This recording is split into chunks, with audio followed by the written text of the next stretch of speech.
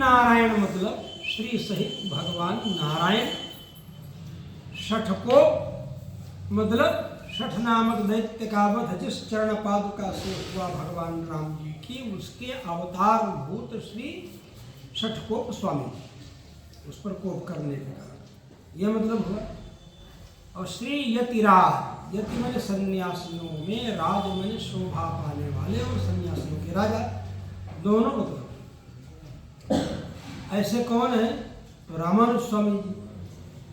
और वरवर मुनि मतलब वर मतलब श्रेष्ठ, वर श्रेष्ठ, आचार्य वर, आचार्य श्रेष्ठ, प्रिय वर, प्रिय श्रेष्ठ, मित्र वर, मित्रों में श्रेष्ठ, समझ गए? तो वर मन श्रेष्ठ, और वरों में वर मन श्रेष्ठों में जो श्रेष्ठ, वो कौन हुआ? वर वर। और वो कौन है? जो मनन करते रहते। किस चीज का मनन करते रहते हैं? भगवान का जो वर्णन करने वाला मंत्र है, श्रीमन्नारायण चरणम शरणम परिप्रपद्ये आदि, उसका मनन करते रहते। तो मनन करने वाले को मुनि कहते, मनन करने वाले को मुनि कहते। मंतारहा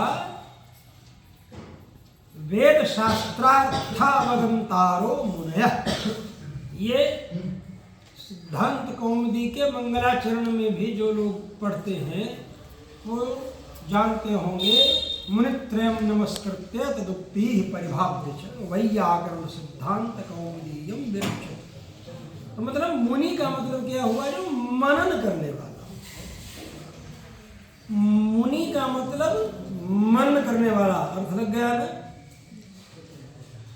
तो मनन करने वालों में जो श्रेष्ठों में श्रेष्ठ लोग हैं, उनमें कौन है? बरबर मुनि स्वामी जी।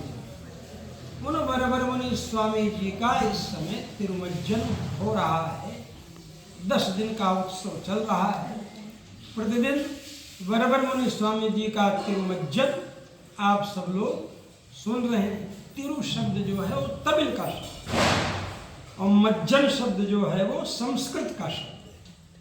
तो तमिल और संस्कृत इन दोनों को मिला करके जो भाषा बनी, उस भाषा का नाम मणिक प्रवाल भाषा। क्या है? मणिक प्रवाल। जैसे ब्रज भाषा और उर्दू भाषा, इन दोनों को मिला करके जो भाषा बनी, उसको हिंदुस्तानी भाषा कहने लगे।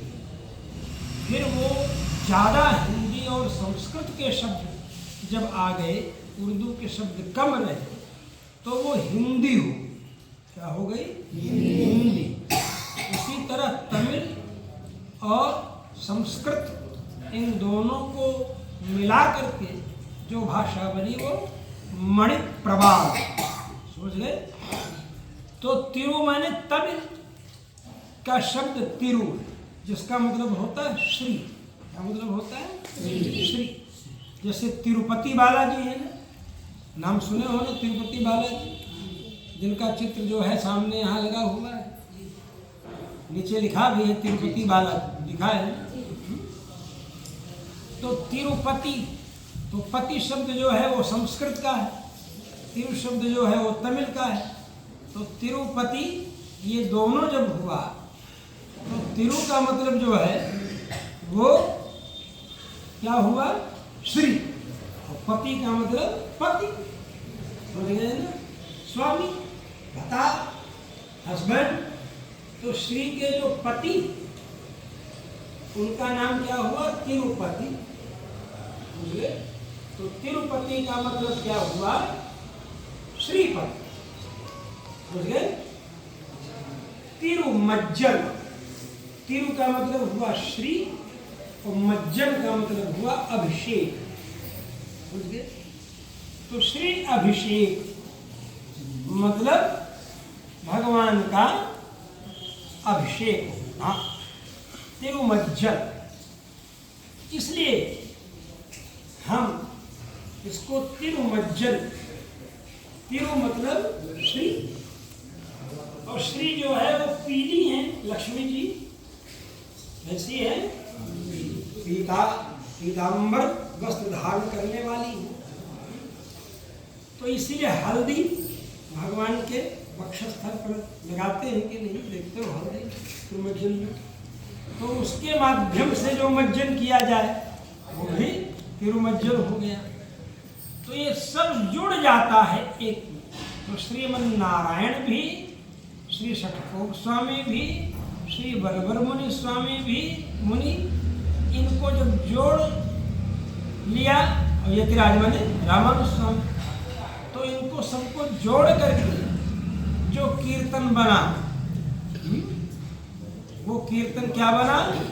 श्रीमन नारायण षटकोप श्री यतिराज बरबर मुने, श्रीमन नारायण षटकोप श्री यतिराज बरबर मुने, श्रीमन नारायण षटकोप श्री यतिराज बरबर मुने, श्रीमन नारायण षटकोप श्री यतिराज बरबर मुने, श्री यतिराज बरबर मुने, श्री फणिराज बरबर मुने, श्री यतिराज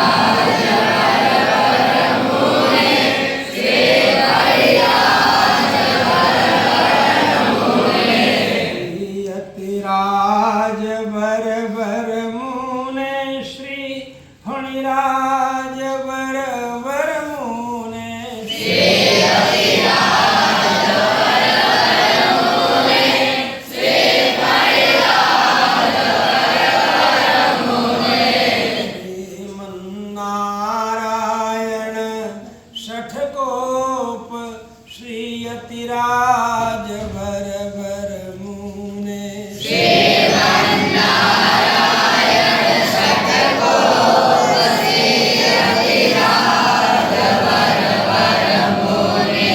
तो बरबर मुनि स्वामी जी का जन्म अवतार कब हुआ? जब तुला के सूर्य हुए और तुला के सूर्य में मूल नक्षत्र आया, तब हुआ।